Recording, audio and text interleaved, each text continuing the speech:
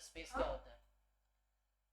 अरे बर्नौली के parameter space तो हाफ है, मतलब 0 से मैं बोल रहा हूँ जब x अगर फॉलो कर रहा है बाइनोमियल 1 थीटा, तो थीटा का वैल्यू कहाँ से कहाँ तक हो सकता है? हाफ का वैल्यू यहाँ पे दिया है 0 से हाफ। नहीं नहीं, इन जनरल क्या होता है बाइनोमियल एनपी में, p क्या होता है? पी का वैल्यू 0 से 1 तक होता हाँ, तो 0 से 1 तक होता है। तो तुम्हारा जो x बार निकला है वो 0 से 1 में कुछ भी हो सकता है। तुम्हें क्वेश्चन में कहा है अब कि एक्चुअली तुम्हारा जो थीटा है क्वेश्चन में कहा है 0 से हाफ में है।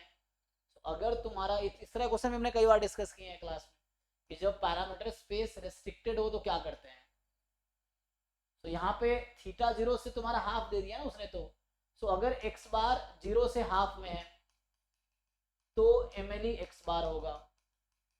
और अगर मान लो एक्स बार की वैल्यू हाफ से लेके 1 तक हो गई तो एम एल क्या आएगी? है। हाँ, ये मेरी हाफ हो जाता एम एल हमेशा पैरामीटर स्पेस में आता है ना। तुम्हारा पैरामीटर स्पेस तो ये है 0 से लेके 1/2। और अगर एम एल हाफ से ज्यादा हो गया, एक्स बार एम एल तो नहीं रह सकता क्योंकि पैरामीटर स्पेस में ही नहीं आएगा। तो एम एल हमेशा पैरामीटर स्पेस में होने चाहिए। तो इस तरह क्वेश्चन भी एग्जाम में खूब आए हैं, जैम में भी आए हैं, गेट में भी आए हैं। Thing is you have to learn. तुम जैम गेट नेट इन सब के पीवाई क्यू को ढंग से 4 5 10 20 बार जितने बार, पता पिछले साल से तुम कितनी बार किए मुझे समझ नहीं आ रहा, किए कि नहीं किए, और अभी तक किए तो सीखे क्यों नहीं। तो ये है। है। एक्चुअली याद नहीं रहता। हाँ, तो वही दिक्कत है ना, डिवीजन की कमी है। क्यों नहीं याद है, मुझे कैसे याद है या बाकी बच्चों को कैसे याद रहता है।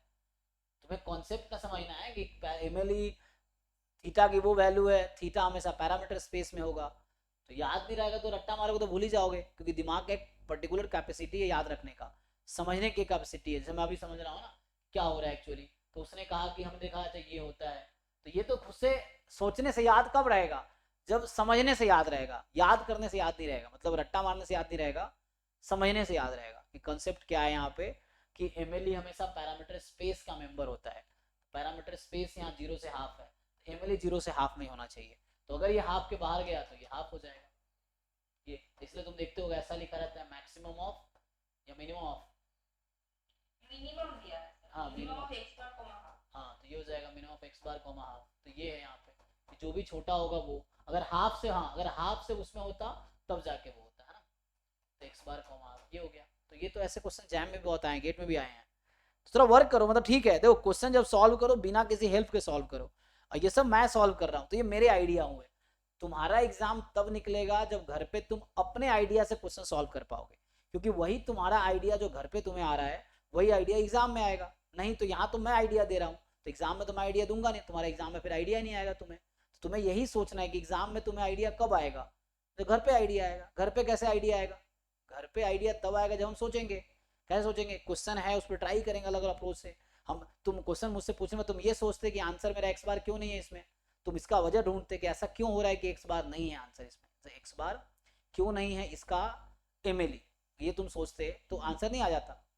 तुम ये सोचो ना कि इसमें ऐसा क्यों है, बाकी क्वेश्चन में तो एम एक्स बार होता है लेकिन इसमें एक्स बार क्यों नहीं है एम तो तुम देखते क्वेश्चन बार बार पढ़ते, ध्यान से पढ़ते कि जब पैरामीटर स्पेस तो 0 से हाफ में है तो एम 0 से हाफ में होना चाहिए। तो ये सोचना पड़ता है ना, है ना। तो इससे थोड़ा ट्राई करो, कोशिश करो, क्वेश्चन पढ़ के कोशिश करो, वजह ढूंढो कि नहीं हो रहा तो क्यों नहीं हो रहा, आंसर गलत आ रहा तो क्यों गलत आ रहा है, इसका तुम्हें सोचना पड़ेगा। जब तुम खुद से कंक्लूजन में पहुंच जाओगे तो यही चीज एग्जाम में हेल्प करेगी। अगर हर बार तुम किसी और के हेल्प से क्वेश्चन सॉल्व कर पा रहे हो तो एग्जाम में कैसे सॉल्व कर पाओगे तुम? एग्जाम में तुम्हें आइडिया नहीं आएगा। तुम्हें उस लेवल तक पहुंचना पड़ेगा कि क्वेश्चन तुमसे खुद ही सॉल्व हो जाए। तो वो तुम अच्छा कर रहे हो, अभी तुम बहुत अच्छा कर रहे हो कि तुम क्वेश्चन पूछ रहे हो, डिस्कस कर रहे हो, ट्राई कर रहे हो, ये अच्छी बात है। लेकिन इसका बेस्ट यूज तब होगा कि एट द एंड तुम खुद से कोई क्वेश्चन कर पाओ। एटलीस्ट मैंने जितने क्वेश्चन तुम्हें कराए वो क्वेश्चन तुम खुद से कर पाओ, उसके जैसे कोई और क्वेश्चन आए तुम खुद से कर पाओ। अगर तुम नए क्वेश्चन खुद से नहीं कर पा रहे हो तो तब तक एग्जाम नहीं निकल सकता, क्योंकि एग्जाम में नए क्वेश्चन आएंगे, कोई ऑप्शन नहीं है तुम्हारे पास, कोई सपोर्ट सिस्टम नहीं है वहां, तुम्हें खुद हो तुम्हारा दिमाग है। अब तुम्हें दिमाग लगा के डिसाइड करना है कि क्या आंसर करेक्ट होगा और क्यों करेक्ट होगा। तुक्का लगाओगे गलती चांस ज़्यादा रहेंगे गलती होने के। तो तुम्हें खुद से डिसाइड करना पड़ेगा करेक्ट आंसर क्या हो सकता है और क्यों हो सकता है, तभी जाके आंसर आएगा। ठीक है ना। तो दिमाग लगाओ, थोड़ा सोचो। मतलब थोड़ा टाइम दो क्वेश्चन को, सोचने में फोकस हो, सोचो कि ऐसा हो क्यों नहीं रहा है, क्यों, क्या वजह है।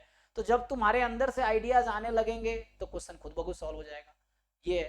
तो तुम्हारे फिर लेवल दिन के, हालांकि तुम बहुत इंप्रूव की हो, जब आए थे तब अभी बहुत इंप्रूव की हो धीरे धीरे, है ना, तुम बहुत कुछ जानते भी हो। बट उस पर थोड़ा वर्क करो, थोड़े और वर्क करो, धीरे धीरे हो जाता है। हर इंसान थोड़ी, बहुत सारे तुम इतना अच्छा कोशिश कर रहे हो कुछ सालों से, मतलब मेरे साथ एटलीस्ट है ना 7-8 महीने तो हो ही गए, तो 1 साल के रॉन्ग हो जाएगा, तो उसमें तुम बहुत इंप्रूव किए हो। अभी थोड़े और वर्क करो तो नेट भी निकल जाएगा, गेट भी निकल जाएगा, सब निकल जाएगा। बट थोड़े से खुद पे ज़्यादा भरोसा करके सॉल्व करो। डाउट तब पूछो जब तुम हार जाओ कि नहीं तुमसे हो ही नहीं रहा, तब जाके डाउट पूछो। सिर्फ ये नहीं कि क्वेश्चन पढ़े लगा नहीं होगा छोड़ देते, तुमने ये ट्राई किया था, ये अच्छी बात है, पिछले क्वेश्चन में तुमने वो ट्राई किया था, तो ट्राई करके आओगे तो ज़्यादा अच्छी बात है ना, कि ट्राई करो, ट्राई किया तुमने, नहीं तुम्हें यहाँ से पता था कि तुम्हारा आंसर x बार आ रहा है, इसमें x बार क्यों नहीं है, तो ये तो पता था ना इस क्वेश्चन में, तो ये अच्छी बात है कि तुम ट्राई करके आए। तो ऐसे ही ट्राई करके कोशिश करो, नहीं आंसर आ रहा, देखो क्यों आंसर नहीं आ रहा, तो ये सब तुम्हें सोचना पड़ेगा तभी जाके होगा, ठीक है ना। तो तब जाके तुम्हारा सेल्फ डिपेंडेंट बनने की कोशिश करो कि क्वेश्चन खुद से सॉल्व हो जाए, ऐसा कोशिश करो कि ज़्यादा क्वेश्चन खुद से सॉल्व हो जाए। नहीं भी हो तो खुद से कहीं सर्च करके, ऑनलाइन देख के, बुक से पढ़ के, कहीं करके खुद से हम चीज़ें कर ले, मतलब सेल्फ डिपेंडेंट हो जाओ। तो उससे जब एंड में कहीं से हेल्प ना मिल रहा हो, ऑनलाइन में रिसोर्स नहीं है, बुक में नहीं है कहीं, तो मेरे साथ डिस्कस करो। तो उससे क्या होगा कि तुम्हें एग्जैक्टली वो आइडिया आएगा कि कहाँ दिक्कत थी, और हो गया काम, तो वहां पे तुम्हें क्लिक हो गया, तो नेक्स्ट टाइम होगा। खूब प्रैक्टिस करो। तो जैम, गेट, नेट के PYQ रिपीटेडली सॉल्व करते रहो एग्जाम तक।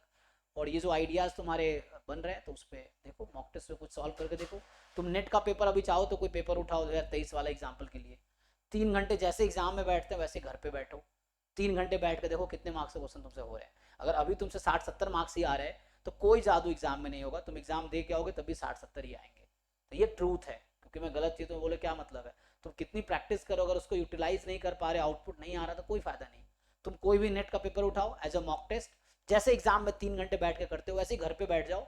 मान लो एग्जाम में हो, 3 घंटे बैठो, फिर उसका 3 घंटे हो गए, फिर उसको मैच करो आंसर की से, जिसका आंसर की हो वही पेपर करो, फिर देखो कितने मार्क्स आए, नेगेटिव मार्क्स काउंट हटाओ उसमें से, कितने मार्क्स आए। और अगर यहाँ पे तुम 120-130 ला पा रहे हो, तभी एग्जाम में 120-130 की उम्मीद तुम कर सकते हो। अगर घर पे 50 ही आ रहा है तो सच मानो तुम्हें एग्जाम में 50 ही आएगा, उससे कम ही आएगा।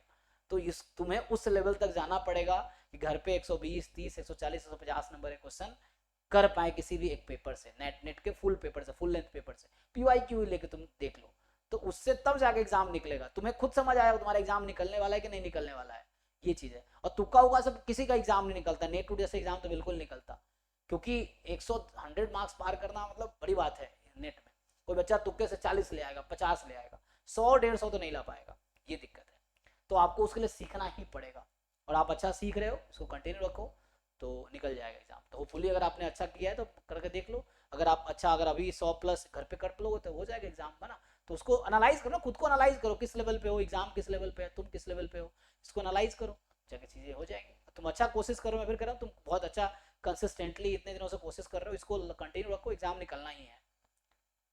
जो बच्चा कोशिश कर रहा है उसी का निकलना है ना, तुम कोशिश करो, तुम्हारा ही निकलना है। डिपेंड करता है कौन कहाँ से स्टार्ट कर रहा है। तुम 0 से स्टार्ट किए, तुम्हें वहाँ पहुँचने में टाइम लगेगा। कोई बच्चों का ऑलरेडी अच्छा लेवल होता है तो थोड़ा सा एफर्ट्स में ही निकल जाता है, तो तुम्हें ज़्यादा एफर्ट्स करने हैं, तुम करो, कर रहे हो, ठीक है। चलो यहीं स्टॉप करते हैं फिर, चलो थैंक यू।